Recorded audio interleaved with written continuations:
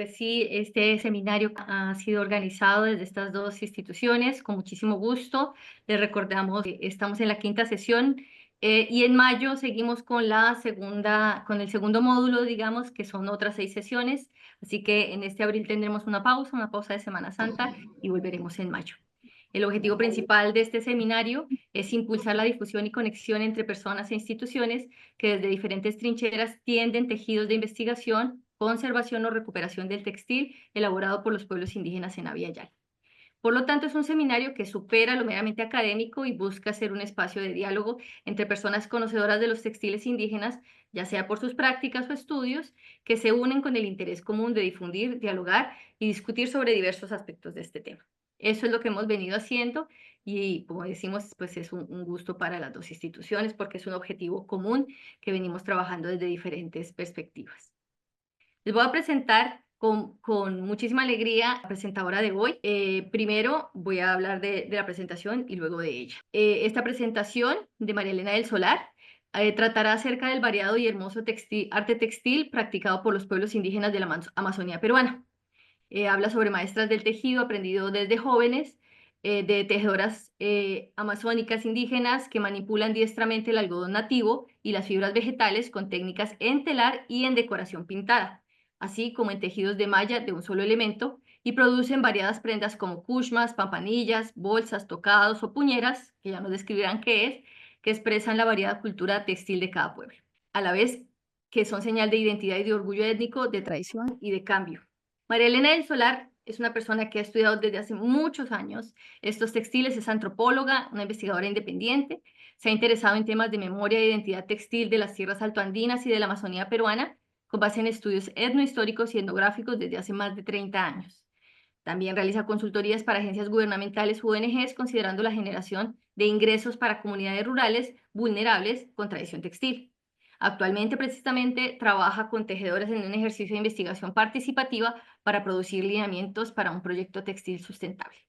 Muchísimas gracias a nuestra quinta invitada. Te damos el micrófono y bienvenida, María Elena. Hola, hola, muy buenas tardes, Giovanna, Claudia, Eduardo y todas las amigas y amigos que están presentes, que están dando su tiempo para escucharme. Yo agradezco muchísimo esta invitación, realmente me emociona mucho y igualmente me apena no haber estado acompañándolas en las presentaciones anteriores. Yo estuve fuera de Lima, y les cuento porque realmente es algo bonito. Hicimos un homenaje muy especial en la ciudad de Sucre a la maestra semióloga Verónica Cereceda, seguramente que conocida por ustedes, y si no la han leído, realmente se los aconsejo con, con mucho entusiasmo porque es una maestra. Ella ha cumplido 98 años, está frágil, está mayor, pero tiene una lucidez envidiable, ¿no? Ella sigue pensando y sigue escribiendo o dictando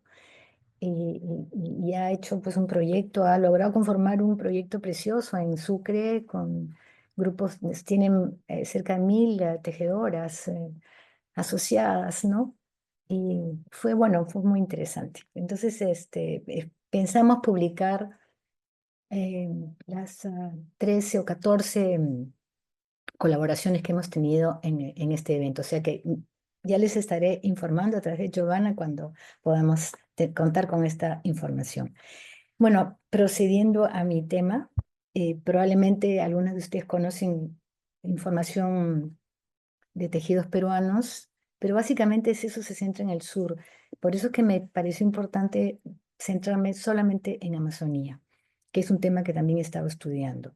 Bueno, el objetivo es compartir con ustedes una aproximación a los gestos y memorias de la cultura textil de la Amazonía peruana, tan rica como desconocida, a las diversidades de la expresión plástica de hombres y mujeres tejedoras, lograda a través de una negociación histórica para diferenciar a la persona verdadera del otro, del no familia, del extraño. Esto sucede a través de conocimientos especializados de crianza con el medio ambiente.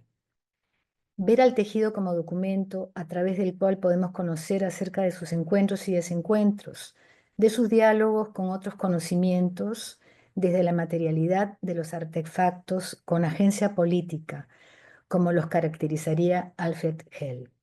Esto es, la capacidad de conocer sus derechos y deberes, el respeto al espacio común para tomar decisiones, en otras palabras, para ejercer su ciudadanía. Entonces, continúo. Acá es para ver algo que siempre nos impresiona también a los peruanos. La extensión del territorio amazónico es bastante más de la mitad del territorio del país. Sin embargo, no se lo considera.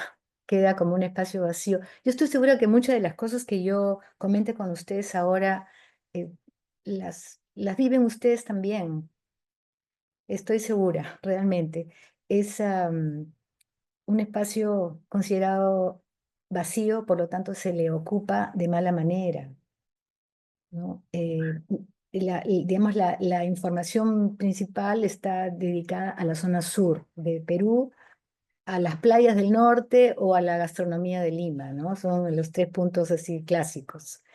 Acá viendo la cuenca amazónica, solamente vamos a trabajar algunos puntos respecto a dos familias lingüísticas que son la familia lingüística Pano y la Arawak. Hay 13 familias lingüísticas, 51 etnias y una población de 332.700 habitantes, o sea, el 1,2% del total de la población del país. Esta población históricamente se ha movilizado, ha circulado, ha intercambiado bienes, ha intercambiado información con todo el país. Acá, por ejemplo, toda esta zona de selva ha cruzado la sierra, ha llegado a la costa, a toda la costa prácticamente, en función a sus espacios horizontales, transversales, y, y han tomado información de tejido, han prestado información también ellos, han prestado mano de obra, lo siguen haciendo. Entonces, hay una movilidad, hay un intercambio de información que es realmente muy interesante y que no es que se identifique fácilmente, ¿no?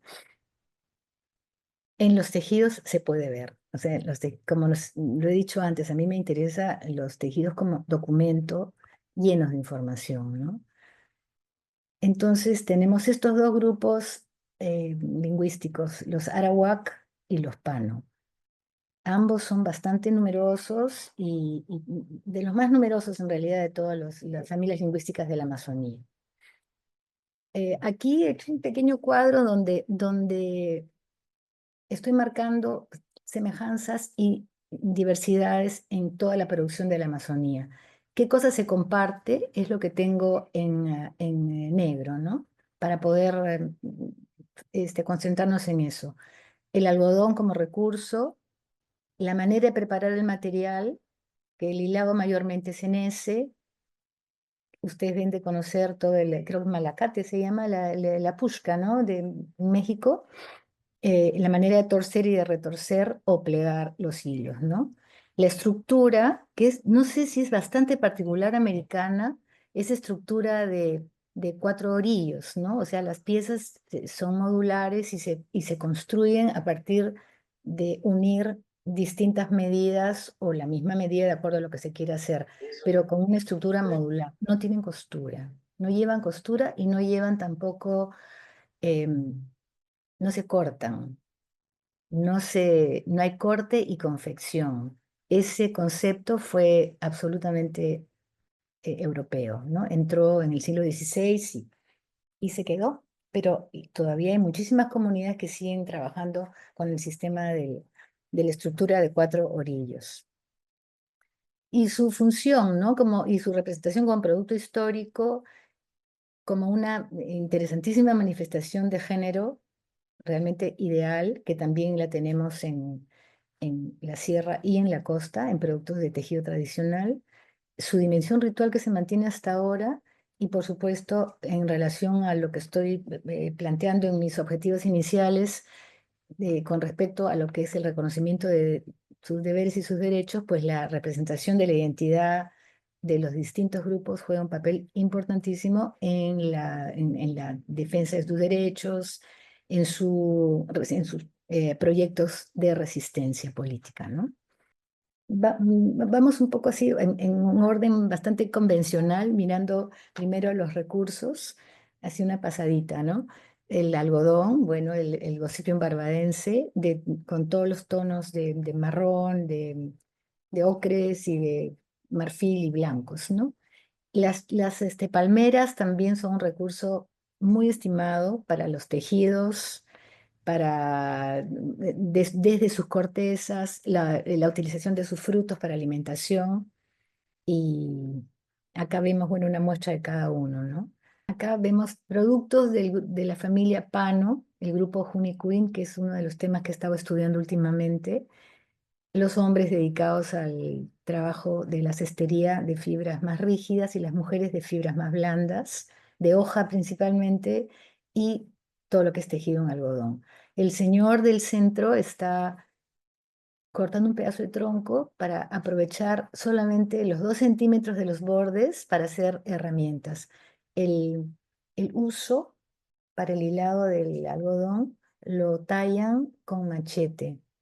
He visto todo el proceso y es realmente de una finura. A golpe de machetes eh, fuertes y muy grandes, pues llegan a ser este instrumento tan delgadito que tiene pues ni 1 centímetro de grosor, medio centímetro a lo máximo, ¿no? Con las fibras vegetales también son las mujeres las que lo producen. Tenemos diversidad de técnicas. Acá he puesto solamente algunas en ampliación para que vean más o menos la diversidad. Por ejemplo, en esta primera al lado izquierdo estamos viendo que hay 2 hilos retorcidos. Esto es con chambira, con el hilo de la chambira. No sé si ustedes conocen la chambira. Al lado derecho, tanto arriba como abajo, también es chambira. En realidad todos son de chambira, pero están trabajados de una manera distinta, ¿no? Los grosores, la manera de torcerlos, el tipo de técnica de anillado. Acá no se usa ninguna herramienta. Conozco otros lugares en América en América del Sur especialmente, no conozco los tejidos de fibra en México, pero por ejemplo en el Chaco, argentino, chileno y boliviano, se teje con una aguja, también con una fibra muy parecida, con una especie de tilancia. Y en Ecuador también se tejen unas preciosísimas chicras que son con una aguja también, en una técnica distinta a estas, pero parecida. También tipo las bolsas con tejidas en fibra vegetal se llaman chicras, o yicas, o cicras, pero es una palabra siempre muy parecida, ¿no? Que se ha ido deformando con el tiempo, pero se reconocen así a los tejidos de fibras vegetales. En mis estudios yo trato por lo general de profundizar en el tiempo lo más que puedo y lo más que encuentro. En la Amazonía es muy difícil ello en la medida en que no quedan restos de tejidos de época prehispánica. Entonces hay algunos documentos que tienen algunas explicaciones, documentos etnohistóricos o dibujos como este de acá, de Baltasar Martínez de Compañón, que fue un obispo que hizo una excelente recopilación de técnicas, de música, unas etnografías bastante interesantes para el inicios del XVIII, y, y se pueden reproducir perfectamente en lo contemporáneo los tipos de tejidos que aparecen por ejemplo, este pantalón con cuadritos azul con blanco es una práctica de teñido con lo que está haciendo esta señora del lado derecho con la yangua, que es una variedad de indigófera, con un proceso de oxidación en el teñido. No es la indigófera que tienen ustedes en México o en Centroamérica, esto es una variedad diferente, pero que tiene la misma técnica de oxidación. Em, por ejemplo, los batidores son de una madera distinta también. Acá tenemos esta madera sumamente dura, que es el corazón de una palmera, muy dura, y, y con otra forma, ¿no? Que las que tenemos en la zona andina o en la costa. Abajo hay un momento del proceso de teñido con la sanimpanga, que es una picramia que tiene varias tonalidades en función a los mordentes que se usan. El proceso de la fabricación del hilo en la selva es algo distinta en términos del gesto, ¿no? Que vamos a ver algunas fotografías ahora. Ellas no hilan, por ejemplo, de pie, como sí se hace en las zonas de costa y de sierra. Están siempre sentadas y, bueno, el batido de la hebra para estirarla, para botar las impurezas, todo eso se mantiene de la misma manera, ¿no? No conozco el procedimiento, el procesamiento del algodón en el norte mexicano, pero presumo que debe ser parecido en términos del estiramiento de la fibra y la preparación de todo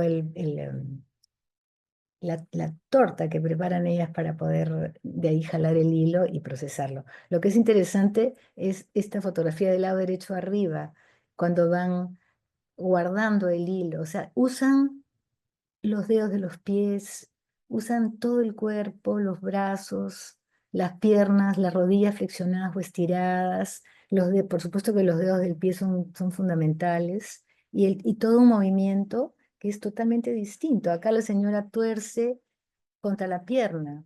De igual manera lo hacen cuando preparan la fibra, las hojas de palmera, ¿no? La fibra vegetal o para cualquier tipo de torcido, ¿no? De fibra vegetal contra la pierna.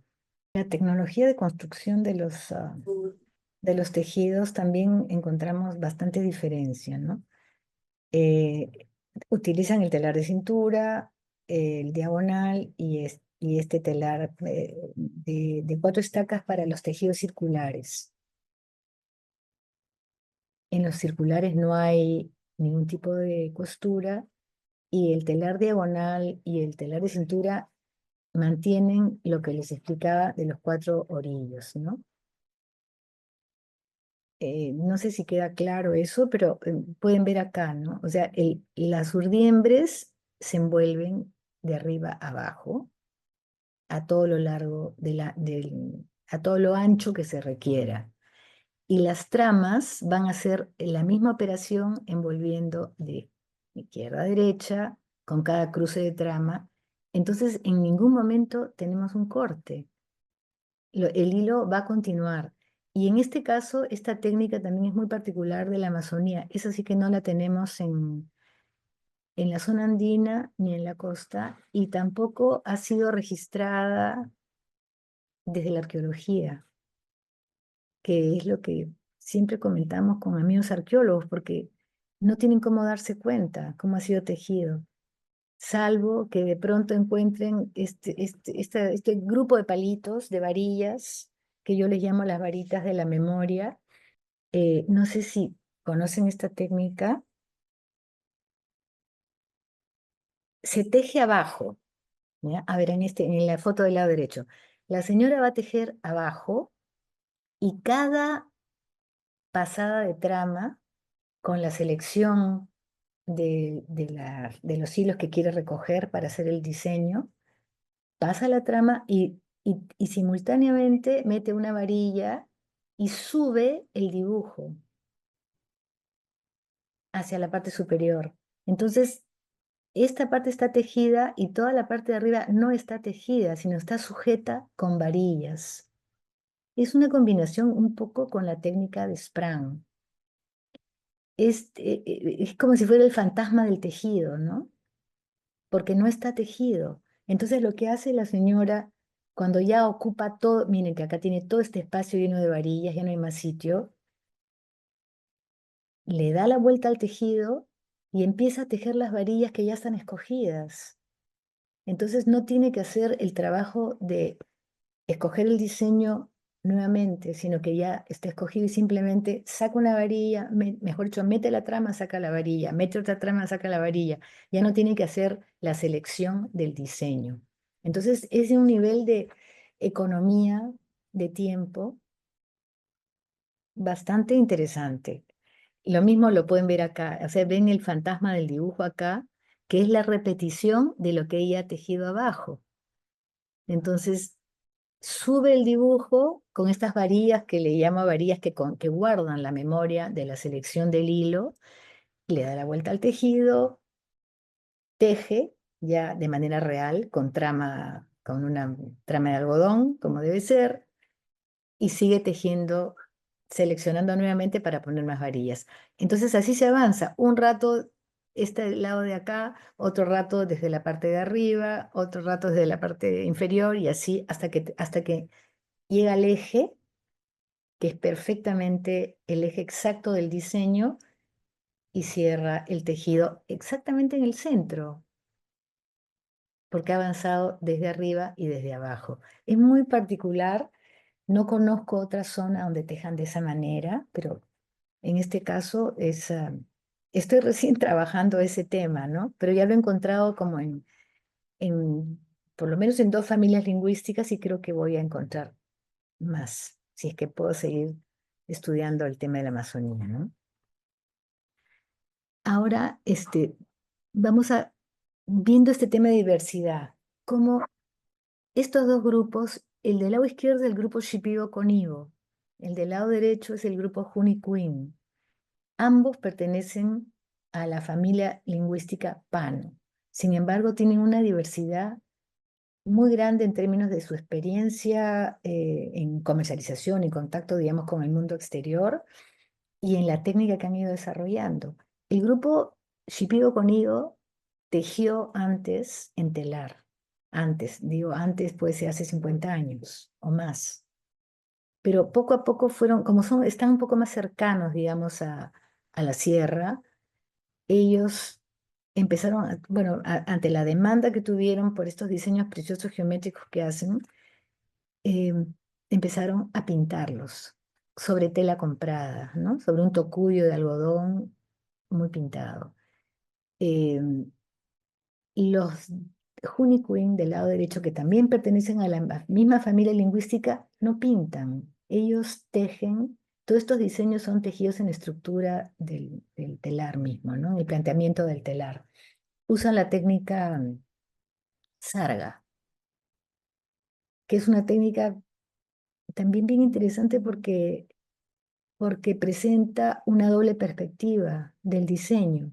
Si ustedes miran atentamente el diseño, a ver, hagan el ejercicio. Digamos, fíjense solamente en las líneas oscuras y las líneas más claras van a pasar al fondo y las oscuras van a levantarse, porque ustedes están levantando el dibujo con las líneas oscuras. Si ustedes cambian el ojo y solamente miran las claras, las oscuras se convierten en fondo y las blancas, las más claras, van a destacar el primer plano. Entonces tienen ese doble juego que tiene que ver bastante con su manera de ver el mundo, con su cosmovisión, con esta idea de la persona auténtica, el tejido auténtico y el tejido del otro, el tejido del extraño, el tejido del foráneo, eh, que no lo pueden identificar fácilmente, porque yo les he preguntado muchas veces cuál tejido es del foráneo y cuál tejido es propio, y solamente encuentran lo propio. El foráneo está incluido dentro de lo propio. Es una manera muy particular como es esta tela, como son todas las telas que ellos hacen. A lo que llaman foráneo está incluido dentro del propio concepto, de lo personal, del ego, ¿no? La señora Sara Flores, aprovecho para comentarles, es una pintora muy interesante y ella ha logrado un éxito a nivel internacional muy especial, está exponiendo fuera, en otros países y por supuesto en Perú también. Y otros grupos Shipibo con Ivo de mujeres también fuertes, posicionadas, han migrado a Lima, se han organizado y tienen un colectivo o varios colectivos en realidad, donde están pintando y participan de ferias activísimamente, con mucha autonomía de los hombres, de los compañeros, de las parejas, y, y hacen una vida muy interesante, la verdad. Eso no les he dicho que estos dibujos, es un momentito, estos diseños se llaman Kené, tanto en el grupo Shipibo con Ivo como en el grupo Uniqueen, a pesar de ser totalmente distintos, pero pertenecen a la misma familia etnolingüística, por lo tanto, la lengua tiene muchos elementos parecidos, ¿no? El, Estos dibujos, bueno, son múltiples, ¿no? Realmente mm, he querido copiar algunos para que tengan una idea. Son complejos, son, como ellas llaman cuando explican estos dibujos, el Kené cambia al mundo. El Kené cubre al mundo de una película de belleza. Ellos cubren las paredes de sus casas, su pintura corporal, en, en brazos, en piernas, en la cara, en los bancos de madera rituales, en pinturas más grandes y en tejidos, por supuesto, ¿no? En las telas estas que les cuento de Tokuyo que las decoran. Los diseños son identificables y son recogidos de las visiones que tienen cuando consumen ayahuasca o son interpretadas a partir de esas visiones y de la naturaleza. Entonces, y son probablemente no se acaban, ¿no? Sino continúan desarrollándose. Y cuando ellas se sientan a pintar, las he podido ver, empiezan desde el lado izquierdo, no tienen un patrón, empiezan por las líneas más gruesas y después las van llenando, ¿no? Van llenando todo el espacio de la superficie de la tela con estos dibujos geométricos. Pero realmente es un placer enorme verlas trabajar, porque realmente no se confunden, van llevando las líneas rápidamente y de pronto encuentran digamos, a la línea que les va a completar el diseño, ¿no? Simplemente haciéndola con un pequeño palito de caña, por ejemplo, que lo embeben en pintura de agüito, y eso es lo que utilizan para pintar, siempre sobre en líneas negras, ¿no? Oscuras sobre telas blancas o telas ya de color, ¿no?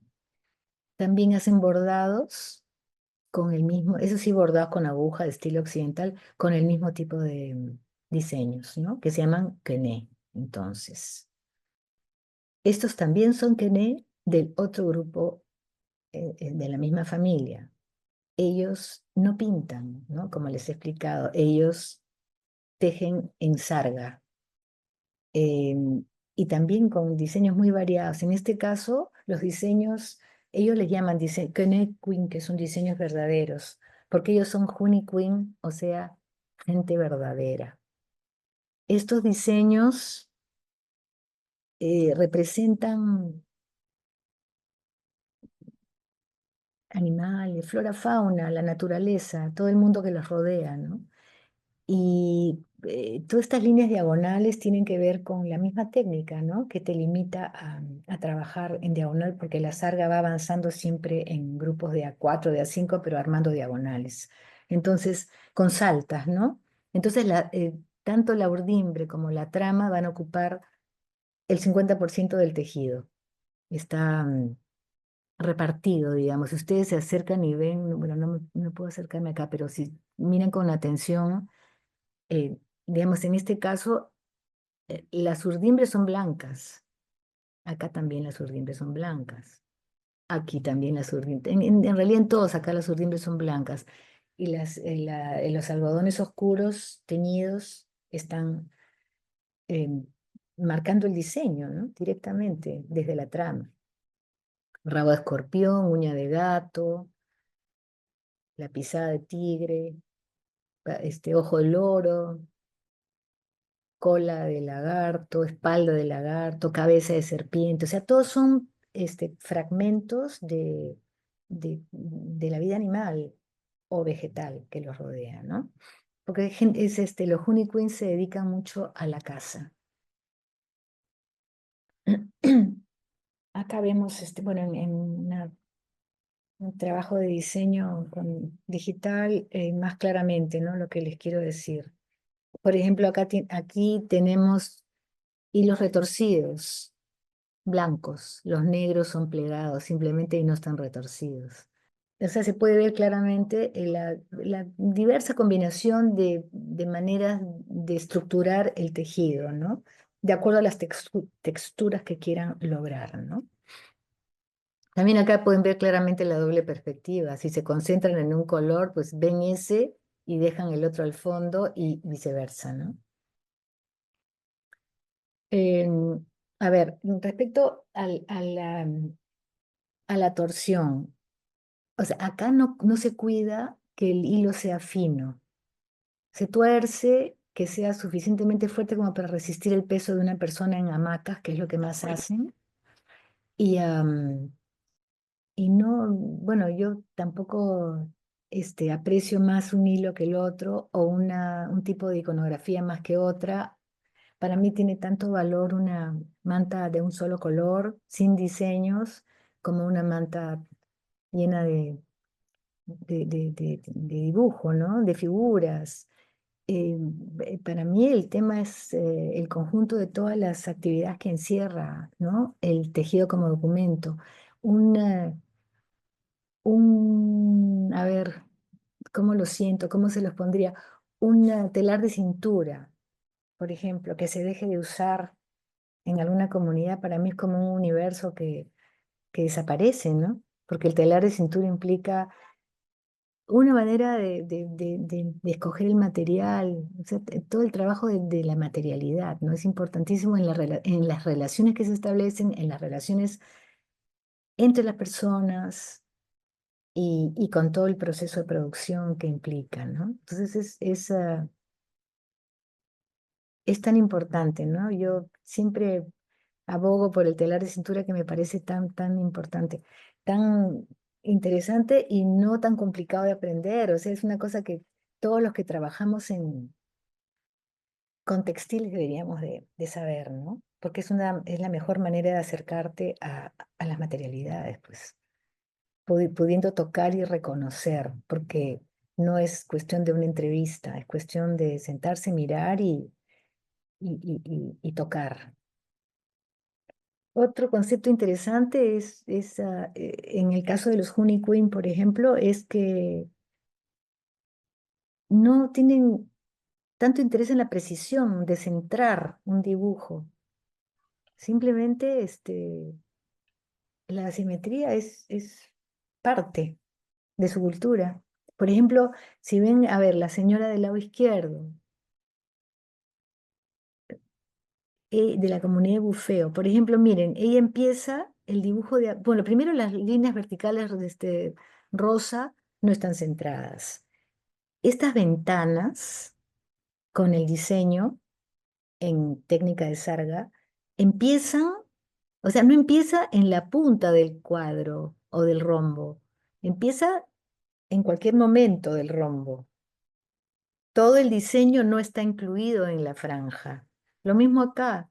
O sea, miren, bueno, aquí agarró este punto para poder guiarse, ¿no? Agarran alguna referencia, pero como los dibujos son, digamos, totalmente articulados entre sí, es difícil partirlos. Entonces ellos no tienen ningún problema. Empiezan con el dibujo como sea y es curioso, da una sensación de como si fuera de ventana, ¿no? Es como si uno se acercara a mirar la franja que está diseñada y tuviera todo un panorama lleno del diseño adentro, ¿no? Hay un adentro y un afuera. Es curioso. Lo mismo miren en ¿no?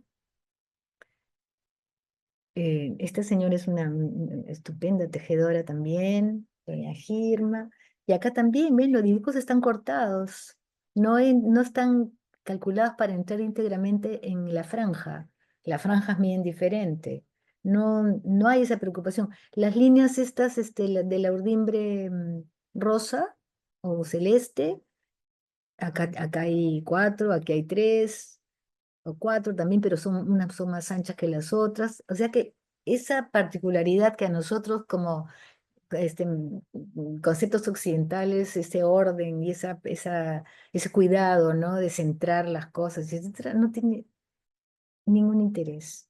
Acá también lo ven con estas líneas de color. Aquí hay una incorporación también ya desde los últimos más o menos 20 años de algunos hilos de material sintético, ¿no? Pero muy poco. La mayoría siguen usando sus algodones y los tiñen.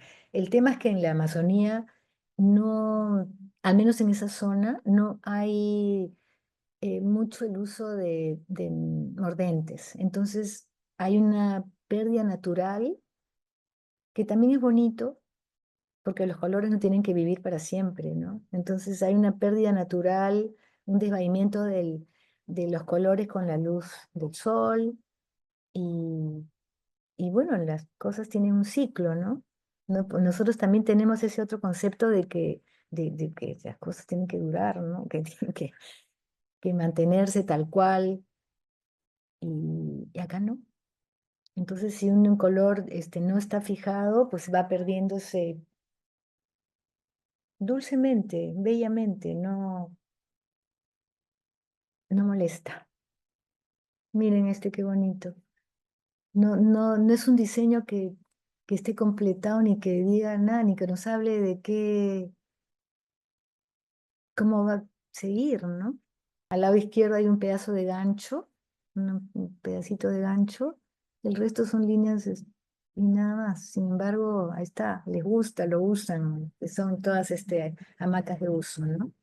¿Qué cosa es lo que es un buen tejido para ellos? Bueno, un hilo parejo, delgado relativamente, no es tan necesario, limpio, que esté bien teñido, pero no por eso que dure siempre, sino que esté bien teñido de manera pareja, la tensión pareja, que no tenga nudos, que tiene que ver con los 4 orillos que les explicaba, y las buenas tejedoras son obvias, se les reconoce. Una comunidad sabe si en otra comunidad hay una maestra tejedora y va y le encarga algo y le paga con gallinas o le paga con un cultivo, maní, con bananas. Esta pieza tiene particularmente franjas bastante anchas de diseño, ¿no? Pero siempre cortados de esta manera que les digo, ¿no?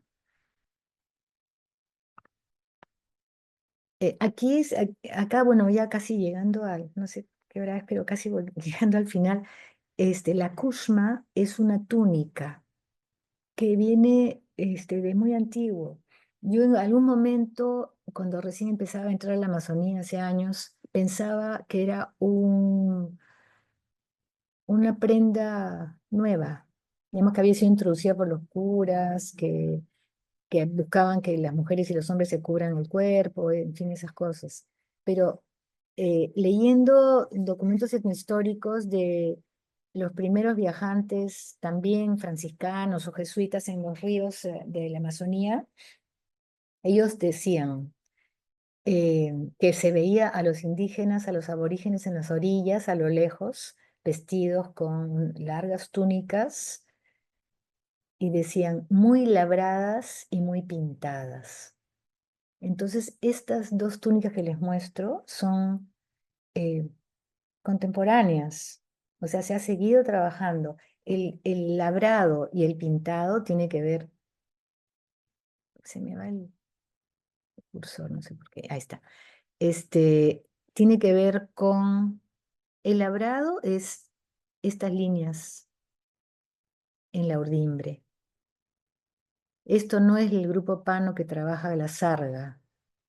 Este es el grupo con cara de trame, con cara de urdiembre. No, este es el grupo, estos son los arawak que trabajan con técnicas de urdimbres, cara de urdimbre y complementarias o suplementarias de acuerdo al diseño que estén haciendo. Pero acá lo bonito es que realmente dice, túnicas muy labradas y pintadas que veían los franciscanos en las orillas, a los indígenas vestidos con estas túnicas, pues están haciéndolas igual. Entonces, lo que es la pintura tampoco es exactamente este, simétrica, ¿no? también ellos, como es todo a mano alzada, mojando la cañita con la tinta de Huito, entonces pues salen algunas piezas diferentes. Son muy largas, casi llegan hasta el suelo. Y una característica bien interesante es que acá, digamos, la marca de género es muy clara, ¿no? En el hombre la pieza es vertical, los diseños están en vertical y se construye la tela con dos, ahora vamos a ver un gráfico, con dos piezas que se unen en el centro, tipo poncho, digamos, ¿no? Con dos agujeros para meter los brazos y el resto cosido, como un vestido cerrado. Y en el caso de las mujeres, las dos piezas están unidas acá. Acá hay una costura, siempre manteniendo las líneas en la horizontalidad. Entonces, y siempre o casi siempre con semillas en los hombros. Como decía alguno de los documentos que leí, franciscanos o jesuitas, decía, las mujeres venían llenas de semillas y se las escuchaba venir caminando desde lejos, porque sonaban, ¿no? Venían haciendo ruido con esta cantidad de semillas, o sea, anunciando su llegada, ¿no? Este es el gráfico del, de las kushmas, ¿no? Entonces son las dos piezas para el hombre y mujer se tejen de esta manera, tanto en una sola pieza como también puede ser en dos piezas, porque acá si se teje en una sola pieza, ahí sí hay que cortar, porque tienen que ser dos piezas independientes, pero por lo general las tejen independientes. Entonces se cosen así, tienes la costura en el centro y las laterales para cerrar la prenda. En la Amazonía, en estas zonas hay lo que le llaman los friajes, que son como algunas semanas de mucho frío, ¿no? Que baja mucho la temperatura y esto realmente el algodón abriga, pues. Y en el caso de la kushma femenina, acá está la costura, pero solamente la costura va a tener una costura a un solo lado, porque acá simplemente está envuelto, ¿no? Está dado vuelta la tela y lleva la costura a un lado. Y los agujeros para los brazos están arriba, o sea, cabeza y brazos. Parece que está muy pegadito, bueno, por el dibujo, pero no, a la hora que uno se la pone, perfectamente saca los brazos y se arma, ¿no? El vestido. Es bien holgado y pueden hasta guardar al bebé adentro, ¿no? Para abrigarlo cuando hay baja temperatura. Y bueno, esta es una muestra de las tanta cantidad de diseños, ¿no? Que a veces son especializados por familias. Cada familia maneja un conjunto de diseños. Ahí vemos algunos con fibras sintéticas, pero la mayoría siguen siendo tejidas con fibra de algodón natural hilado a mano y todo lo negro es teñido con pochotaroki, que es una corteza, como de una caoba o un espécimen parecido a la caoba, sin fijar. Entonces, pero ellas recién estarían por entrar al mercado. Están, digamos, tienen menos experiencia, pero tienen muchas ganas y están tejiendo, ya haciendo ya prácticas para entrar a pequeñas ferias para poder visitar. Acá tenemos dos ferias bien bonitas, bien importantes que son en Lima, una en julio y una en diciembre, que tienen mucho éxito comercial y es una época también de movimiento turístico, entonces hay buena venta, entonces ellas pues definitivamente que van a venir, espero que este año, porque ya estarían, ya han armado una asociación, o sea, tienen menos experiencia urbana que las otras señoras que son de la misma familia etnolingüística, pero de todas maneras están en el camino, ¿no? Y tiene que ver con su solidez, con su fortaleza, con su resistencia como mujeres tejedoras, ¿no? Bueno, acá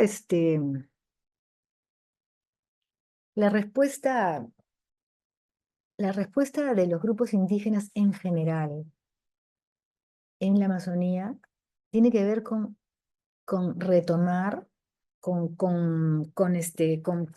resignificar un poco la vestimenta, los tocados, las capancas, que son las bolsas que usan los varones, este, porque digamos, hay muertes, hay asesinatos a dirigentes de las comunidades, mucha violencia de extranjeros o de gente peruana que contamina, que utiliza los caminos ancestrales para pasar droga, que explotan madera en los propios territorios comunales. La violencia está realmente desatada y hay muertes. Entonces, los grupos indígenas están organizados y ¿cómo se reconocen? Han reificado su vestimenta. Entonces ellos van a entrevistas, se reúnen entre ellos y siempre se identifican. O sea, soy yo, es el otro, pero somos todos. Entonces acá hay un tema que cohesiona y es este tema de cultura política, ¿no? A partir de reivindicar espacios privados y públicos, ¿no? Y construir nuevos espacios. Esto fortalece las identidades locales. La reapropiación de la vestimenta, de la lengua, de los artefactos propios y significativos, fuera del espacio íntimo hacia público, los resignifica. Les adiciona otros atributos a nivel simbólico que van a sumar poder, que van a sumar agencia. Y esta es una agencia política. O sea, la idea de resignificar para asignar un nuevo sentido es crecer.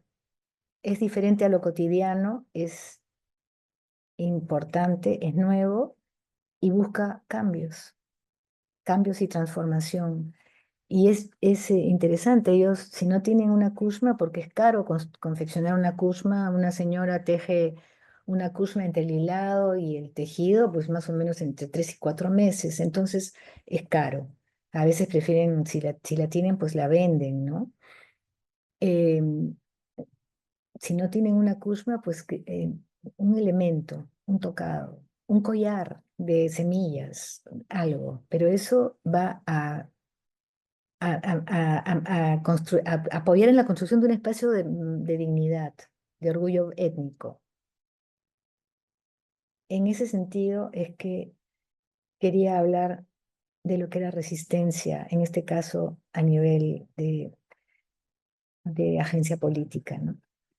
Y bueno, no sé si ya estoy en el tiempo, pero es más o menos lo que les quería comentar y con con mucho gusto pues compartiré mis conocimientos a partir de las preguntas y cuestionamientos y comentarios y críticas que me puedan hacer. Muchas gracias.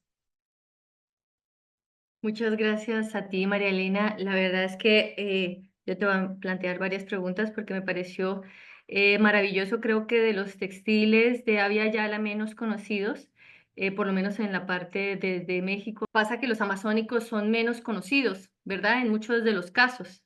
Sí. Entonces, qué bueno que tenemos esta perspectiva desde una persona pues, que lo ha estudiado desde hace tantísimos años.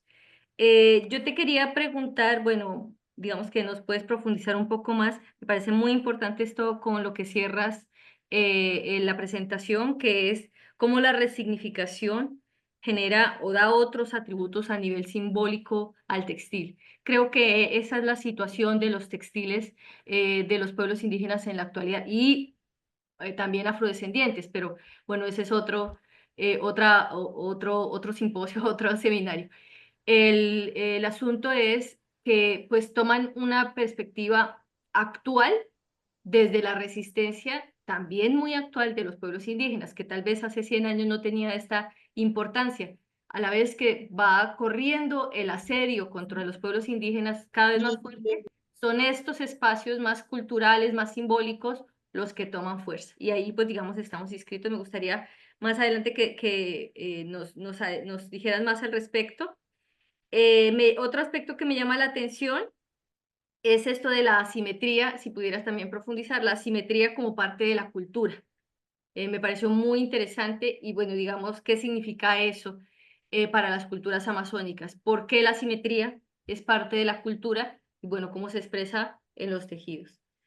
Otra pregunta es, yo tengo entendido, pero obviamente desde el desconocimiento, que el dibujo de los shipibos se utiliza muy cercanamente con la ayahuasca y que incluso se utiliza con un canto para curar, que están relacionados esos tres elementos.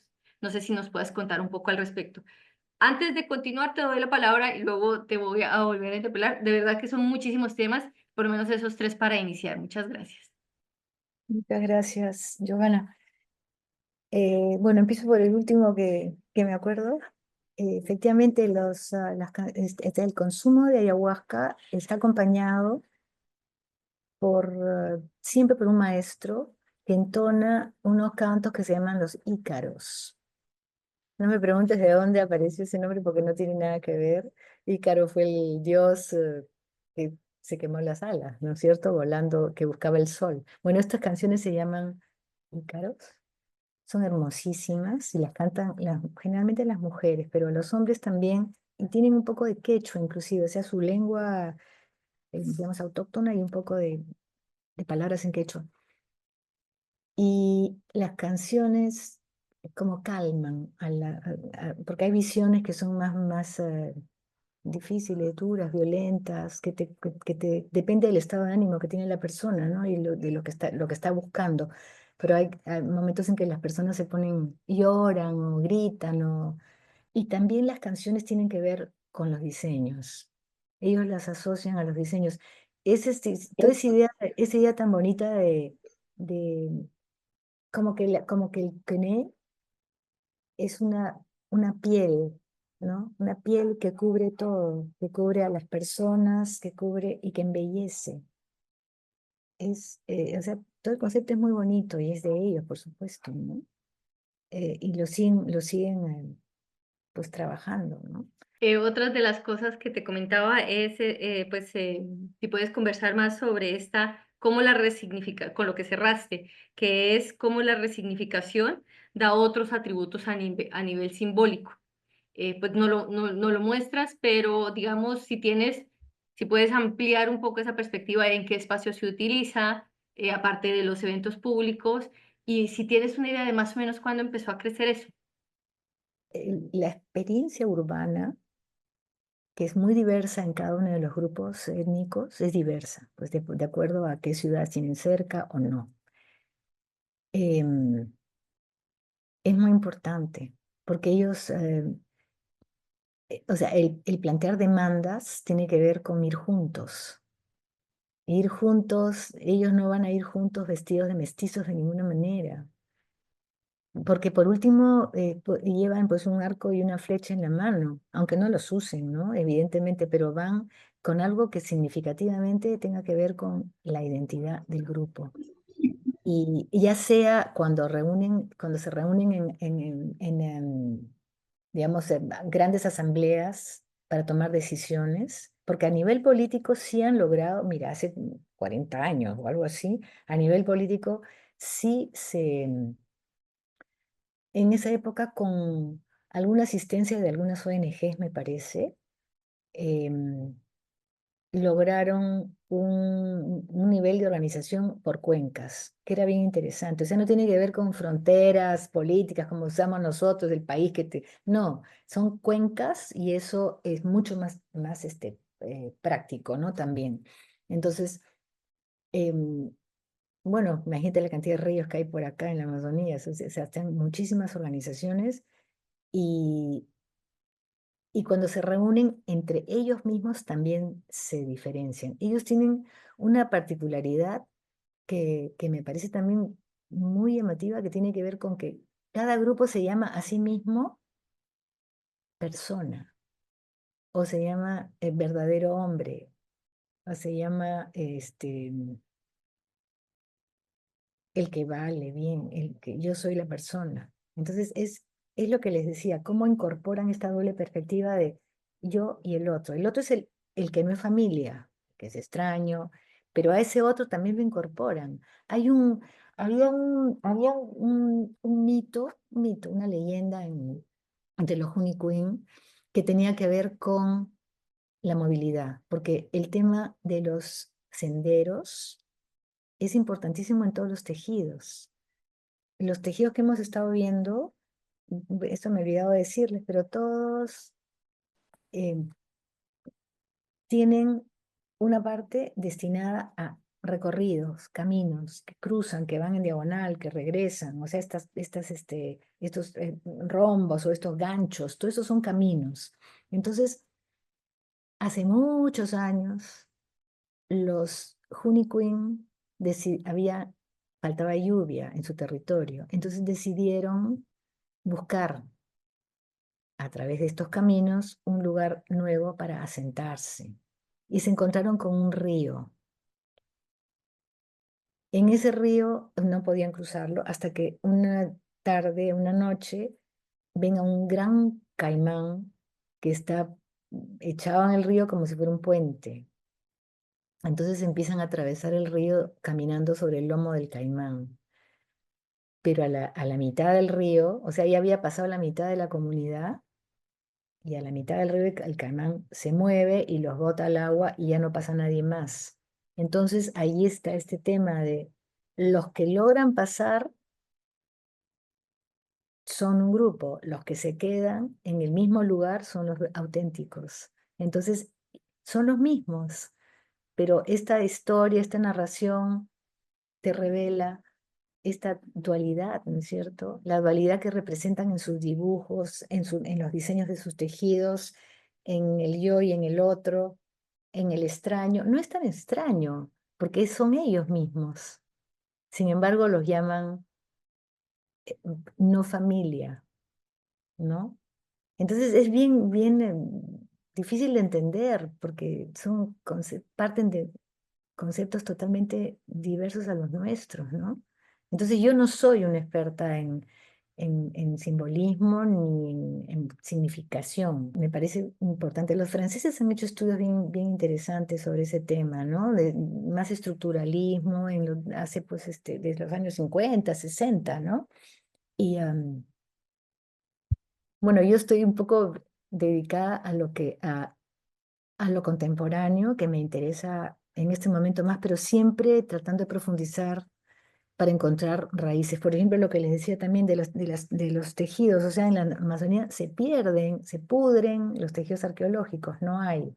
Pero si tú encuentras en un sitio arqueológico los piruros, o sea, el piruro, ¿cómo le llaman al piruro? El contrapeso del volante de la puchca. O sea, para hilar tienes un palito y un peso, ¿no? Ya, ese pesito para nosotros es el piruro. Si encuentras piruros de cerámica, pues es una, digamos, evidencia que allí se hilaba. Entonces, eso es arqueológico, eso tiene 1000 años o más, entonces tú sabes que se hilaba, se tejió y la gente no se vistió con ramas de árboles ni con cortezas, sino se confeccionó ropa, ¿no? Entonces, hay cosas que uno va aprendiendo pues en el camino, ¿no? Pero creo que me he desviado de tu pregunta, Giovanna. No, no, para nada, porque bueno, ¿Sí? son diferentes, como bien decías, y como hemos visto a lo largo del seminario, los textiles nos muestran las diferentes construcciones sociales de donde vienen. Un tema muy importante que también tocabas es esa relación con el medio ambiente que tienen los textiles, no solamente por los símbolos y figuras que pueden incorporar, pero obviamente también por los materiales, por las herramientas para hacerlo, las palmas y demás, las diferentes maderas que se utilizan y obviamente pues también los tintes que creo que ahí de eso hemos hablado en diferentes formas hasta ahora y lo vamos a hablar en el segundo módulo, pero que nos habla pues mucho de esta cultura amazónica.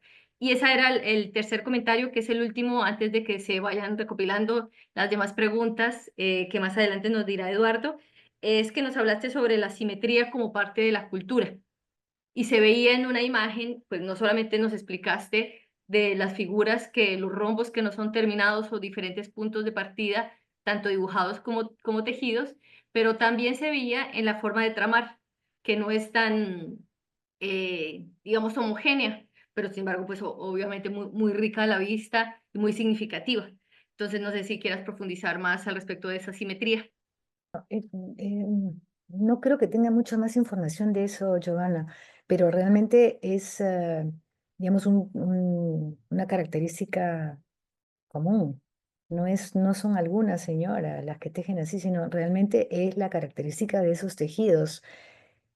Em, no tiene que ver con la rapidez, ni con descuido, ni con nada. Y ellas, por ejemplo, a ver, no cuentan los hilos. O sea, yo he estado, bueno, sentada con ellas cuando han iniciado, ¿no? Para ver cómo es justamente eso, y no los cuentan.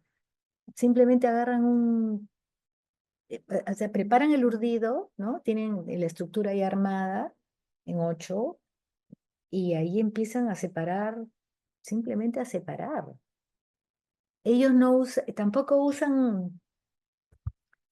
Bueno, en quechua le llamamos huichuña, que es la pieza de hueso para poder bajar el urdido cuando se teje, para que tengas un tejido apretado. No lo usan, pero tienen un hilo grueso. Entonces, una cosa va a suplementar a la otra. Tienen menos herramientas de tejido, pero tienen otra manera de ajustar. Entonces, en general, los indígenas de la Amazonía tienen muy pocos bienes. O sea, ellos podrían hacer una bolsita con sus cosas pequeñas y mudarse. O sea, no valoran, eh, digamos, lo que sí valoran en la zona andina, probablemente, que te van a comprar el televisor, que no sé qué, el refrigerador, las frazadas de abrigo. No, ellos tienen muy pocas cosas, una cocina con muy pocas cosas también, con pocas herramientas, digo, ¿no? Instrumentos de cocina, y, y tejen rápido. Entonces yo creo que hay una serie de explicaciones que podrían, además el diseño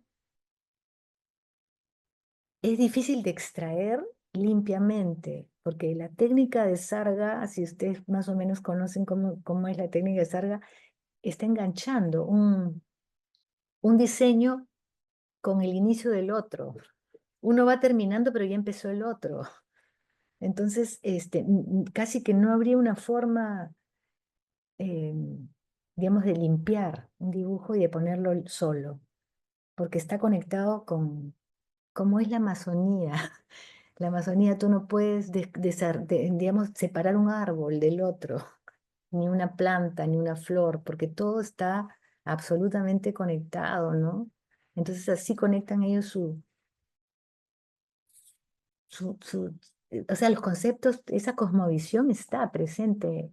Por eso para mí el tejido es una ciencia realmente que te va a documentar perfectamente si uno se pone a desagregar con paciencia y a entender o sea, desde todo el inicio de la materialidad, pues vas a encontrar explicación que tiene que ver y se ajusta a maneras de modos de vida, comportamientos, maneras de su cosmovisión en general, ¿no? No sé qué más podría decirte porque es un tema difícil para, pero sí Es un hay que tema. seguir, hay que seguir. Hay que seguir. Ya para darle la palabra a Eduardo y que nos va compilando las preguntas, pues yo solo quiero cerrar con volver a agradecerte y pues claro, realmente los textiles, un poco de esto de la cosmovisión, pues nos los han hablado las exposiciones anteriores, en especial recuerdo la de Rosana Corral de Ecuador y también Eugenia Calquín de Chile, hablándonos también de cómo el tejido subía y así subía, por ejemplo, la construcción anímica y espiritual de la técnica, en la técnica mapuche, de las más de 9 técnicas que tienen, o cómo esto también se iba entretejiendo, mostrando la cosmovisión y los saberes de los pueblos altoandinos en Ecuador. Y si realmente tuviéramos un poquito más de perspectiva, y por eso precisamente abogamos por este tipo de difusión del conocimiento indígena en este seminario, porque nos muestra que estamos completamente interconectados con el ecosistema en el que estamos y que esa desconexión no nos permite ver la riqueza que también tenemos como humanidad. en nuestra partecita. Pero Eduardo nos tiene más preguntas de las personas que están participando, entonces yo ya cedo el micrófono. No sé, Claudia, si querías decir algo antes. Sí, sí, muchas gracias, María Elena. Agradecerte muchísimo tu exposición. A mí me gustaría también comentar y hacer más preguntas, pero voy a dejarle el espacio a quienes ya han estado proporcionando algunos comentarios en el chat. Interrumpo para avisar algo, nada más. Han estado preguntando que dónde está el formulario que no se han podido anotar porque ya está desactivado. Anunciamos desde el principio que el formulario se iba a publicar a las 5:30 hasta las 6. Entonces, lamentablemente, creo que quienes no alcancen a anotarse no escucharon el mensaje o entraron un poco tarde a la sesión. Entonces, sí, les pedimos que pongan mucha atención con esa parte porque hemos encontrado gente que se está anotando casi al final de la sesión y ese no es el propósito de este tipo de seminarios o este tipo de trabajos, ¿no? Entonces, bueno, le dejo ya la palabra a Eduardo. Gracias y perdón la interrupción. Gracias, Claudia. Yo también tengo una pregunta, pero la voy a reservar para darle el espacio a las personas que nos acompañan. Y ya si al final hay tiempo, pues te la planteo, Marilena. Pero de antemano te agradezco mucho tu exposición. Muy interesante el mundo del textil en la Amazonia peruana. Bueno, Olga Zulca nos comenta, dice que la técnica de Sprang también aparece en la cultura nazca. Esto, bueno, yo quisiera convertirlo en pregunta. ¿Nos indicaría contactos entre estas sociedades en el pasado? Sí, gracias, Olga. Pero, a ver, la técnica Sprang aparece en varias culturas prehispánicas, ¿no? Pero no es Sprang. Lo que he mostrado con las varillas de memoria que yo les llamo no es Sprang. El Sprang es otra cosa. El Sprang cruza las urdimbres y las puede atracar con un palillo, pero al final es un hilo el que va a sujetar todos esos cruces, un hilo que va a estar en el centro del tejido, y si tú sacas ese hilo que está en el centro del tejido, todo se desbarata. Esto no es Sprang, esto tiene trama, el Sprang no tiene trama. Entonces eso es bien importante y se parece mucho. Esa técnica de Sprang la hay en Bolivia actualmente, entre los Ayoreo, me parece que es el grupo, y es hermosísima. Y la tienen estuvimos también, ahora que estuvimos en Bolivia, estuvimos con Elvira Espejo en el MUSEF, que fue también una jornada muy interesante con ella, y tiene pues una colección hermosísima. Y tienen pues los Ayoreo y varios otros grupos más con técnicas de anillado, técnicas de fibras vegetales y este Sprang, además de todo lo que es andino, ¿no? De fibras. Pero sí, pues los Nazca tienen Sprang, pero no es. Eso, eso sí estoy segurísima, porque yo también he estado atrás de ese tema bastante y confundida hasta que ya lo entendí bien. Muchas gracias, María Elena, por la aclaración. Citlali Mendoza te agradece, dice muchas gracias por la presentación. Si nos pudiera hablar un poco más sobre la resistencia y su vinculación con el textil. Sí, pues a nivel simbólico funcionan una serie de elementos que a veces no es tan no son tan fáciles de comprender, pero ponte, a ver, en el lugar. Si tú estás eh, reclamando tus derechos, tienes que decir quién eres y por qué reclamas y quién reclama. Y no tienes el espacio para decir tu nombre y tu apellido. Entonces hay algo, una línea en la cara, un collar de semillas, algo muy visible, que así fue finalmente entre los diversos grupos de la Amazonía en tiempos previos, ¿no es cierto? Porque se encontraban y tenían distintas iconografías en sus ropas, distintos tipos de tejido en los collares y de tocados de plumas en la cabeza.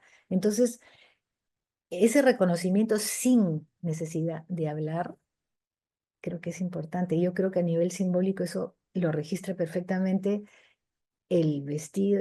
Acá, por ejemplo,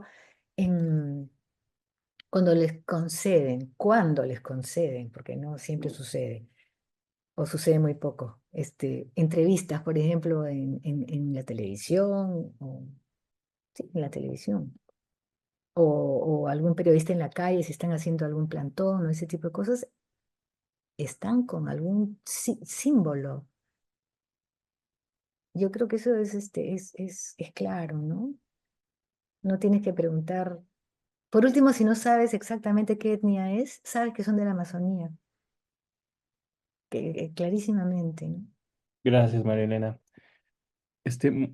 Muscuiti Soy nos dice lo siguiente: es impresionante la magia y elegancia en los tejidos artesanales. Me gustó mucho que los llamaras dibujos. Es decir, es cierto, es trazar vida e identidad. Gracias. Aprovechar también la pregunta para consultarte, María Elena. En esta relación de la identidad y el textil, ¿existe entre los Uniqueen y los Shipibo Conibo algún tipo de prenda en especial que se utilice, no sé, en celebraciones importantes, en cambios de estados de la edad, ¿no? Por ejemplo, cuando una mujer empieza a menstruar o se hace fértil, o cuando un hombre empieza, no sé, ritos de cacería, como en otras culturas, como acá en Mesoamérica.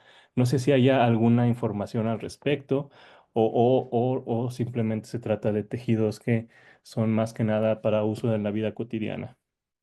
Gracias, Eduardo. A ver, en el caso de la ceremonia de la pishta, ¿no? Que ya no se hace, que era la ablación femenina, que ya no se hace así, realmente, hará unos, no sé si 2 o 3 décadas, ¿no? Pero sí se guardaba a la niña en una pequeña, como chocita, ¿no? De paja, y ahí debía de aprender a tejer. Que eso es también una costumbre bastante conocida en otras zonas, ¿no? O sea, el aprendizaje del tejido para acceder a la edad adulta o ya casadera, ¿no? De una niña de 13 o de 14 años. Y se encerraba y debía de aprender a tejer, porque la única que entraba a esa casetita era la abuela. Entonces la niña ahí se le cortaba el pelo y se vestía con una kushma. Entonces salía después me parece que es un mes, em, con, con el pelo cortado y a una fiesta. Y esa gran fiesta, ella, bueno, estaba pálida, cansada, porque comía algún tipo de alimentos especiales y, bueno, habiendo estado sin sol, pues todo este tiempo, ¿no? Entonces, ahí usaba una kushma, que se le tejía especialmente. En el caso de los varones no estoy segura. Yo lo que he visto, o sea, lo que yo les cuento es algo que yo he compartido en mis trabajos etnográficos, ¿no? Yo he visto a los muchachitos, por ejemplo, cuando salen de cacería, que los pintan. O sea, la pintura que tiene también eh, simbólicamente protege, ¿no? Especialmente en la cara. Eso es lo que he visto para los niños que ya tienen desde los 10 años, ya les dan arma para salir con los papás a cazar, ¿no? Porque, bueno, en el caso de los Queen son específicamente dedicados, porque originalmente no fueron gente de Río, ellos eran de Entre Ríos, y con la esclavitud que se originó en el 19, con la explotación del caucho, por ejemplo, hubieron pues muchas corridas, ¿no? Y se iban moviendo de un lado al otro, entraron a Bolivia, salieron de Bolivia, han estado a Brasil también, y ahora inclusive hay Junicuén en el lado brasilero y Junicuén en el lado peruano, y son familia y se visitan, pero se quedaron así. Están, bueno, les conviene, ¿no? Se mueven. Eso es importante para la gente de la Amazonía, ¿no? permanentemente. Y una cosa que no, que no les dije, pero que lo estaba pensando con la pregunta anterior, hay, hay evidencias de tumbas amazónicas en la costa, desde el Horizonte Medio. En Huaca Puquiana hay una que es en el distrito de Miraflores. Y hay otra evidencia que es bien importante que tiene que ver con estructura del tejido de la mujer, que les hablé que eran, que se armaban los paños de manera horizontal, ¿no? Que es una estructura bien particular. Desde más o menos también el Horizonte Medio se encuentran vestidos femeninos en sitios arqueológicos que tienen la misma estructura y se han seguido usando en zonas del norte, en el departamento de Piura. Y yo he llegado a ver, ah, bueno, en las selvas se les ve, ¿no? Porque eso está muy vivo, pero en otras zonas no está tan vivo, pero yo las he alcanzado a ver en las zonas de la Sierra Piurana en el norte, mujeres vestidas con mucho más amplias, mucho más largas y con un cinturón, o sea, un chumpi que se atan a la cintura y queda todo como una bolsa, ¿no? Grande. Tejidos bien, bien, digamos, voluminosos, ¿no? Que se les llamaba las capullanas, así aparecen con ese nombre en algunas crónicas. Entonces, la estructura, y eran de un solo color, esos no tenían teñido, eran negras, inclusive las que yo vi también eran mujeres vestidas absolutamente de color negro. En este caso es la misma estructura. Y esa estructura, esta marcación simbólica de género es muy importante, muy notoria. Yo quiero profundizar un poco más en ese tema, me parece bien interesante, ¿no? Gracias, María Elena. De Vilma García nos dice, los Chipibo utilizan y hacen pectorales y accesorios con chaquiras, y los diseños tienen que ver también con el consumo de la ayahuasca. Tengo entendido porque es parte de su cultura. Sí, las chaquiras entraron a las Amazonías americanas mucho tiempo atrás, ¿no? No estoy segura, pero eso debe tener más de 50 años, ¿no? Más. Y en muchos casos suplieron el tejido con semillas, ¿no? Aunque acá se sigue tejiendo con semillas bastante, con semillas de distinta textura, color, las tiñen también a las semillas, que son unos pectorales preciosos, con los diseños efectivamente del quené, ¿no? Y otras cosas más, porque ahora he visto que, bueno, todo cambia, todo se mueve. He visto tutoriales, he visto a chicas, a jovencitas de shipibas también, que ven tutoriales que están circulando por América indígena y que tienen otro tipo de dibujos, loros, o orquídeas, flores, o sea, otras cosas completamente distintas y que se enseña perfectamente hacer. Entonces están trabajando, bueno, como pasa en otras cosas cuando se toman los diseños de otras culturas, ¿no? En este caso eso es comercial, se vende, hay un ingreso por ello, por lo tanto se sigue, ¿no? Pero sí, esos pectorales son magníficos, como tienen los indígenas norteamericanos en su cultura, ¿no? Que uno ve en colecciones de museos, o sea, era un lujo, era una joya y un símbolo de autoridad también cuando son así, grandes. Belén Jiménez Ambrosio nos dice, muy interesante, me encantó.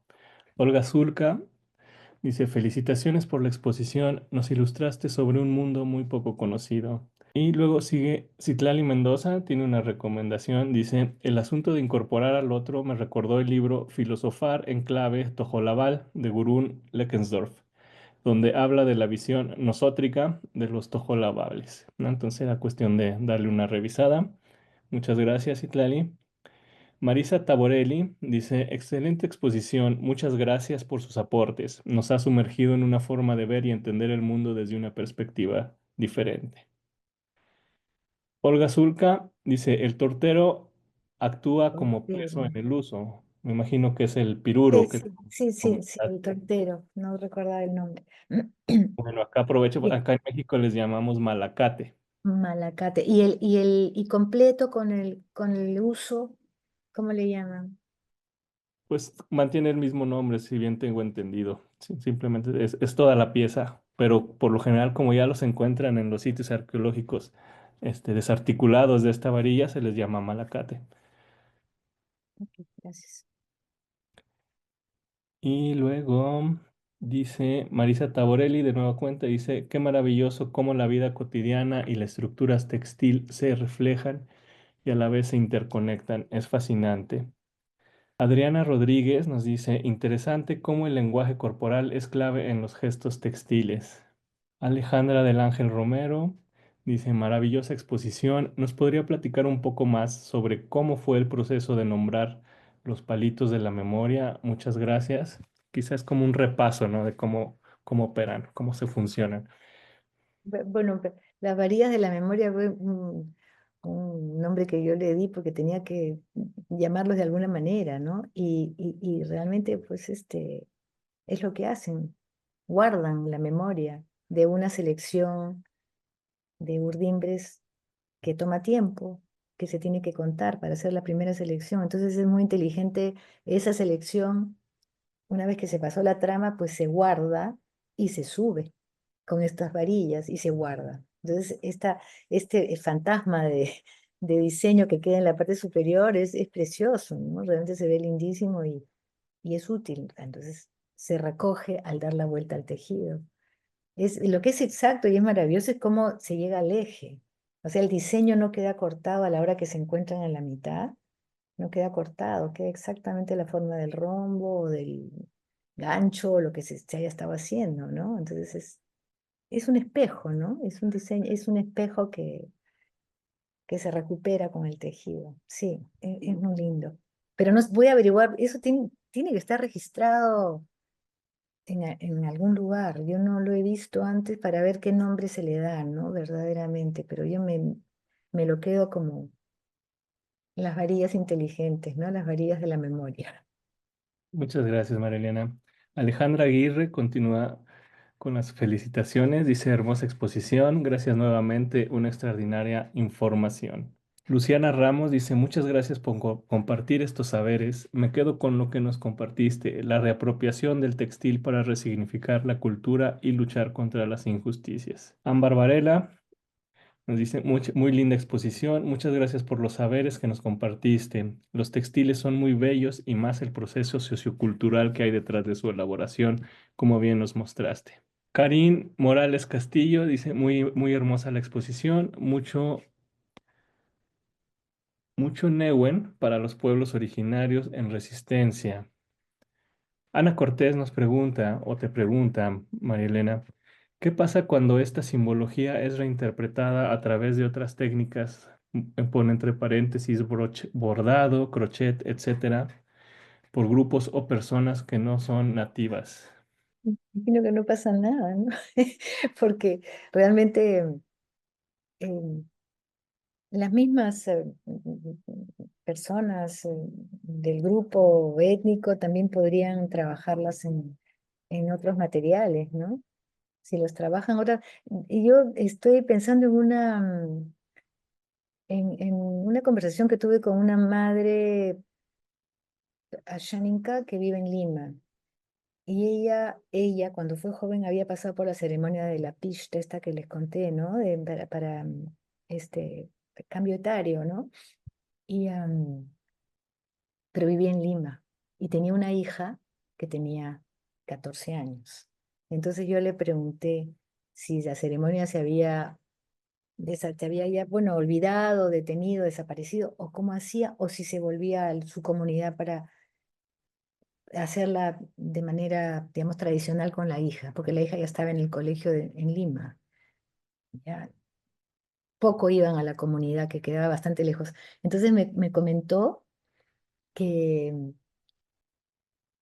el mes que la niña en la comunidad se quedaba guardada en esta casita privadamente, digamos, sin ver a nadie, ella dejaba a la hija sin ir al colegio, ¿ya? La niña se quedaba en su casa, en su habitación, y qué cosas, cuál era qué aprendía. No aprendía a tejer, aprendía a cocinar, a planchar, a lavar la ropa, o sea, a tareas domésticas. Entonces hay un paralelo bien interesante, ¿no? O sea, esta señora joven mantenía la tradición ayornada, adecuada, totalmente alimeñada, pero mantenía la tradición. Entonces, eso es lo que vale, ¿no?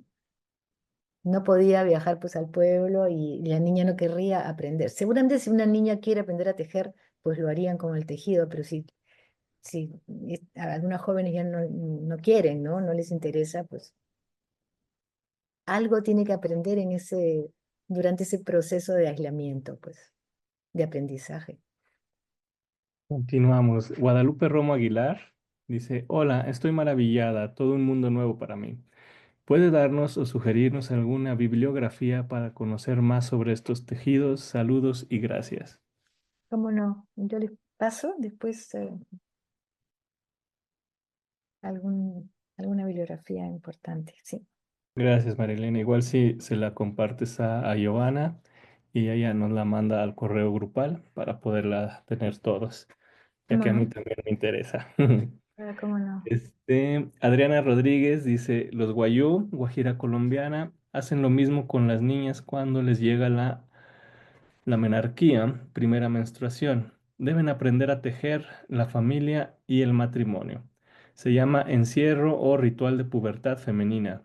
Es un rito de paso crucial donde la joven es aislada para aprender sobre su papel como mujer y prepararse para la vida adulta. Sí, vemos, es exactamente lo mismo, ¿no? Con algunas variantes culturales específicas, pero es el mismo proceso, ¿no? De la cultura, de crecimiento, y se mantiene. En los guayú, que son unos grandes tejedores también, ¿no? Colombianos. Sí, y al parecer este ritual se extiende también hasta Panamá. Dice Clara, ese ritual de niña guardada aprendiendo tejidos al inicio de la menstruación también es parte de la cultura cuna de Panamá. Muchas gracias por su valiosa presentación. Interesante, ¿no? Bueno, un comentario de Daniela Peña Salinas dice muchas gracias por compartir el saber de estos textiles y su resistencia. Rosaura Gallegos también envía felicitaciones por la ponencia, muy bien explicada e ilustrada, nos comenta. Y bueno, son las preguntas que tenemos hasta el momento. Nos quedan también 20 minutos. No sé, Claudia, si quieras aprovechar Sí, para intervenir.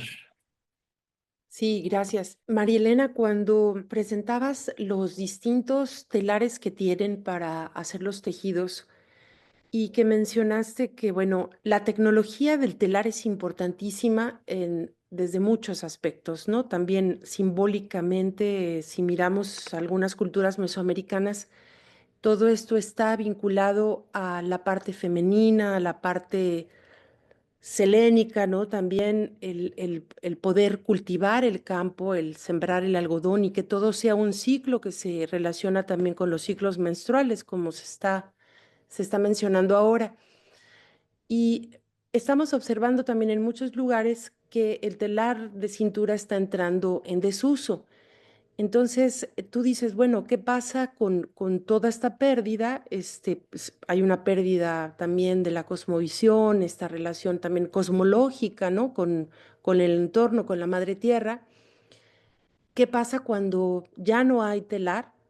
Eh, Hay muchos lugares en México también y supongo que en el mundo en donde el telar ya hace rato quedó desincorporado, digamos, de la práctica cotidiana de las mujeres y sin embargo rescatan otros saberes que están vinculados al telar de alguna manera, como puede ser el bordado directamente sobre telas de tipo industrial, porque hay mujeres que ya no conocen el tejido tradicional como lo has presentado tú ahora. Entonces hay toda esta pérdida, pero sin embargo también lo consideran una acción sagrada. El bordado se ha resignificado a lo largo de las décadas. Yo he visto casos así en México. Entonces, ¿tú qué opinas, no? O sea, ¿cómo podemos tomar esta parte cuando ya el telar ya no existe, esa tecnología ya no la conocen y quedó perdida ahí décadas atrás o generaciones atrás, y sin embargo se mantienen resistiendo con otro tipo de expresión como es el bordado y que consideran todavía sagrado y que incluso está vinculado a esta idea de la madre tierra. Sí, pues, sí, sí, son situaciones inevitables, ¿no? Que no podemos detener ni controlar, pero probablemente en Perú pase menos, ¿no?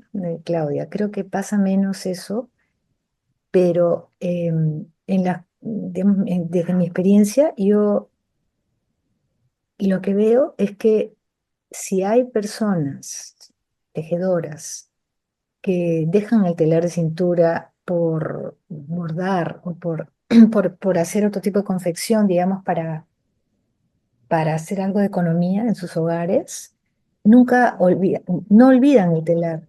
Un tema que cuando aprendes a tejer en telar, no lo olvidas. Es una práctica que se instala aquí adentro y no se olvida.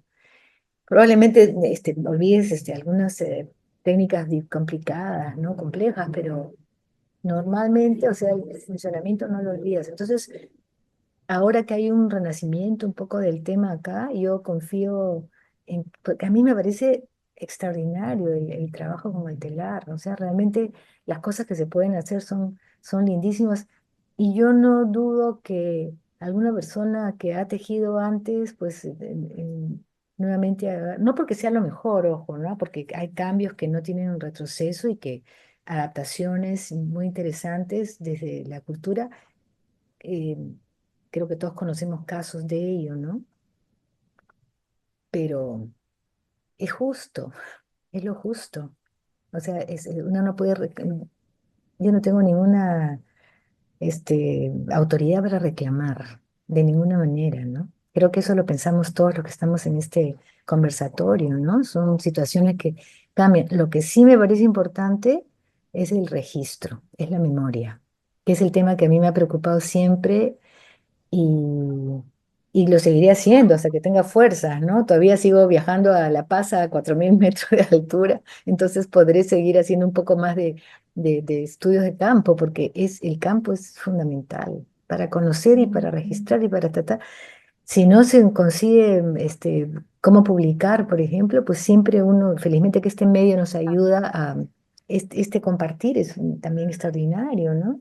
Queda grabado, porque si lo miramos es porque nos interesa. Y las tejedoras, cuando ven que a uno les interesa, que uno se acerca, lo mira, pregunta y se interesa, se sienten bien. No sé, Claro que sí. Gracias, gracias María Elena. Cierro ya nada más esto y la pregunta viene a cuento porque me acerqué a hacer un trabajo con unas mujeres que son del grupo TENEC, acá en la Huasteca, en la región Huasteca de México. Son comunidades indígenas que no podemos llamar pueblos, porque finalmente son comunidades que están fragmentadas por todo el territorio, no están unidas en el mismo territorio como para decir, bueno, ahí está el pueblo TENEC, ¿no? Sino las comunidades TENEC. Y en algún momento, bueno, uno de estos grupos, yo les preguntaba que qué pasaba con el telar de cintura, porque hace 3 décadas, bueno, hace 3 generaciones ya se perdió prácticamente. Sin embargo, ha habido intentos de otras personas o de instituciones de reinsertar el telar de cintura y en algún momento les hicieron un taller de telar de cintura con una persona que tenía todo el conocimiento. Y algunas de ellas me dijeron, es que eso es muy difícil, nosotras ya no tenemos tiempo de dedicarnos al telar de cintura. Por eso te lo menciono, porque ya ha habido una desincorporación total, simbólica, ¿no? Y real, práctica, que ya no les permite como tener este contacto, como tú dices, la que aprende a tejer ya no lo deja, ¿no? Eso es cierto en muchos de los casos y en otros en donde dicen, bueno, pero es demasiado trabajo, yo ya me dedico a otra cosa y no voy a aprender esto, ¿no? Pero bueno, Es Yo lo que pienso, Claudia, es que si tienen, a ver, aprender de cero, yo lo decía para, digamos, nosotras que somos un poco ajenas a estos grupos de tejedoras tradicionales. Yo lo que pienso que si uno quiere meterse en el tema, es bien importante ponerse un telar de cintura y probar, que alguien te explique, te enseñe y entiendas la mecánica, porque realmente es maravilloso, ¿no? Es una cosa perfecta. Es perfecta, y no lo estoy idealizando, ¿ah? Pero realmente un telar que tenga cuatro orillos, que así salga de los palos, que no tengas claro. que hacerle un borde, que no tengas que no cortes un hilo, que no hagas un nudo. Es una cosa bella, ¿no? Bella. Entonces, eso es bonito acercarse y entender cómo funciona. Y aprender quién retoma, quién recoge el conocimiento y o lo vuelve a aprender o lo retoma, el que, bueno, tiene aptitudes, tiene talento especialmente para hacerlo y porque sabe que eso se paga mejor. O sea, un tejido hecho a mano lo vas a pagar, a vender mucho mejor que una pieza industrial, de todas maneras, ¿no? Entonces yo creo que también tiene que ver con el publicar, el divulgar, educar digamos, al medio que tenemos cerca, es importantísimo para que se valorice esto. Entonces yo creo que esa es un poco nuestra función como investigadoras, como estudiosas, ¿no? O sea, pues explicar y seguir explicando que esto realmente es una fortuna, es un lujo, ¿no? Es un conocimiento tan, pero tan especializado que, que no se puede perder. Siempre va a haber alguien que lo va a continuar, ¿no? Bueno, a mí personalmente me gustaría mucho conocerlas personalmente. Yo he disfrutado un montón este conversatorio y agradezco montones los comentarios, las preguntas, los agradecimientos. No creo merecerlos tampoco tanto porque falta mucho, ¿no? Pero sí me gustaría continuar de alguna forma. Visitarlos Sí, en México, que ustedes vengan a Perú, seguir conversando, porque esto no debe parar. Claro que sí, sí. gracias, Marilena. Yo meto un poquito la cuchara antes, no sé si Eduardo tiene otra pregunta, pero creo que precisamente está en esa, entrar en las mismas dinámicas o hacer uso de quienes quieren apropiarse de esos textiles y saberes. También creo que hay varios espacios para que las mismas personas tejedoras, comunidades o individualmente se apropien de las formas de mercantilizar sus saberes y que sean suficientemente valorados. Creo que ahí es donde la gente puede decir, bueno, le voy a dedicar tiempo, pero puedo vivir de eso. Y no le voy a dedicar tiempo como algo que es solamente una carga y que además es caro o desvalorizado. Que, Claro, bueno, en mis posiciones claro. contaré lo que pasa en el bordado en Yucatán, precisamente con el costo de los hilos y la imposibilidad de acceso a esos recursos, pero que también significaban formas de vida, ¿no? Entonces creo que definitivamente el hecho de que podamos difundir más esos saberes y todo lo que implica detrás ayuda a conocer más, pero también en algún momento se tienen que pasar a otras herramientas, que es dar estrategias a las mismas comunidades para luchar contra la turistificación que hace que sus saberes no pasen por el patrimonio, sino haya otros que quieran apropiarse de ellos, como las grandes marcas, que pasa en todas partes, que tengan que siempre estar regateándoles y no se valore suficiente y adecuadamente todo el trabajo que hacen por el mercado local o internacional, o que les roben, como constantemente pasa, sus mercancías, o bueno, un largo etcétera que hace pues, que estos saberes, pues aunque se amen y tengan mucho valor sentimental e intelectual, epistemológico de las cosmovisiones, que es lo que estamos mostrando acá, pues digan, me tengo que desprender de eso porque es lo que hace el capitalismo con las formas de vida, ¿no? Bueno, Tengo que sí, pues desprenderme de ellas porque paso, ¿no? sí, Entonces, pues sí nos definitivamente sirve son difundir la información. decisiones personales o hasta grupales, probablemente. En algunos casos son colectivos que toman otros caminos en la vida, ¿no? Y bueno, hay que respetarlos, pero mientras uno pueda, pues, contribuir a divulgar para que se, Sí, la apropiación es un horror, ¿no? Realmente las cosas que uno escucha, que uno ve que pasan, no, es un abuso espantoso. Y no tiene fin porque no hay un espacio jurídico que realmente proteja. Es dificilísimo de lograr. Y ustedes están avanzados en eso mucho más que nosotros, pero es dificilísimo. Ojalá que haya Sí, alguna exposición en ese tema, sería ideal. el mercado global es todo un tema y la chinización, como decimos acá Ah, también, es algo ya difícil de combatir, ¿no? Porque estamos hablando también de redes, o sea, toda la parte de la globalización a nivel redes, en donde va todo más rápido que el proceso mismo a veces del el querer algo, el poder buscarlo, y ya cambió la jugada, ¿no? Entonces sí, ese es otro tema también pendiente para seguir tratando sí, y problematizarlo, ¿no? Y problematizarlo. Y como pensar dicen, entre todos.